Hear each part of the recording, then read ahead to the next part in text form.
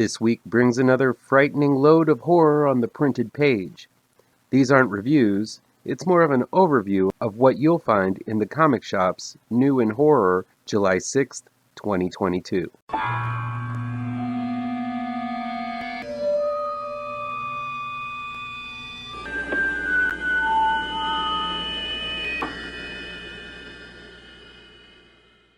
Welcome back to ML Miller Frights. I'm ML Miller. Before we begin, please do me a favor and punch that like button down below. Share this video with all of your social media addicted pals. Click subscribe to this channel and ring that bell for notifications. Let's check out this week in comic book horror, July 6th, 2022. DEADBOX number 3 is from Vault Comics. The story is by Mark Russell with art by Benjamin Tiesma. The framing device of this anthology series seems to be a haunted Redbox DVD rental machine. But honestly, are there any of these machines still around? If they are, when was the last time you rented from one? I haven't read this series, so maybe the individual stories rock, but the thing tying it all together feels kind of stale to me. Maybe it's got a retro feel. I could hang with that. This story seems to be about a grandfather who chooses a questionable movie to watch with his grandkids. I don't know if this is intentionally or accidentally creepy and pervy, but it still gives me the willies. Philadelphia number 23 is from Image Comics. The story is by Rodney Barnes, with art by Jason Shawn Alexander. I'm still far behind on this series, which reframes the age of the Founding Fathers through a vampiric lens. This issue reintroduces the first president of the United States, George Washington, who turns out to also be a vampire king. I'm looking forward to reading this revisionist haunted history. DC's vs. Vampires number 7 is from DC Comics. The story is by James Tynion IV and Matthew Rosenberg, with art by Otto Schmidt. After most of the heroes were either slaughtered or turned into vamps in the first arc, only a handful of unlikely heroes, Batgirl, Supergirl, and Green Arrow, attempt to survive a world overrun by creatures of the night. My pal Matt Rosenberg teams up with the current king of horror comics, James Tynion IV, to deliver solid thrills and chills, superhero style. The Walking Dead Deluxe, number 42, is from Skybound Entertainment. The story is by Robert Kirkman, with art by Charlie Adlard.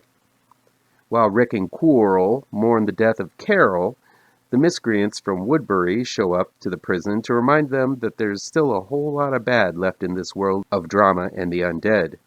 The prison Woodbury saga continues, this time in full bloody color. PROMETHEE 1313, number 1, is from Ablaze. The story is by Andy Diggle, with art by Shawn Martinbrough. I'm a big fan of Andy Diggle, and he's pairing up with stellar artist Shawn Martinbrough with covers from Jock. Even without knowing the plot, I'm all in for this one, just from the talented people behind it. PROMETHEE 1313 seems to be a pitch-black sci-fi story about aliens emerging from the inside of the moon, an apocalyptic cult, and a woman who was abducted by a UFO as a child. This sounds like a winning combination to me, and I can't wait to check it out. The Closet, number 2, is from Image Comics. The story is by James Tynion IV, with art by Gavin Fullerton. I found the first issue of The Closet to be quite good. It's got a very cool concept where a young boy terrorized by a monster in his closet moves from his home, hoping to leave that night creature behind.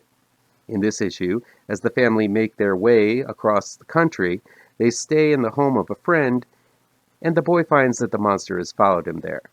Uncovering your deepest childhood horrors, Tynion and Fullerton deliver primal fears galore in this new series.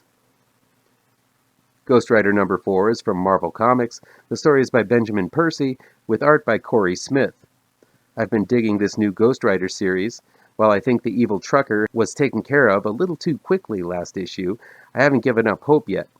This issue features an all-new and newly nightmarish circus of crime. I can't wait to see the horrific renditions of the Ringmaster and the rest of his carny crew take on our flaming skulled anti-hero, all brought to life by Corey Smith's gritty and gory art. Finally, we have Little Monsters number 5. It's from Image Comics. The story is by Jeff Lemire, with art by Dustin Nguyen.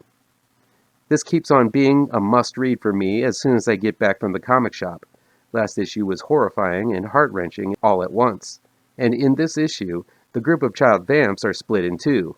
One part searching to save a human, and the other on the run from angry vampire hunters. Can't wait to read the next excitingly written and gorgeously drawn issue. That's it for this week's haul. I'll be picking up a bunch of these titles this week, including Little Monsters, The Closet, Ghost Rider, and especially PROMETHEE 1313. How's about you? Let me know which ones look good to you down in the comments.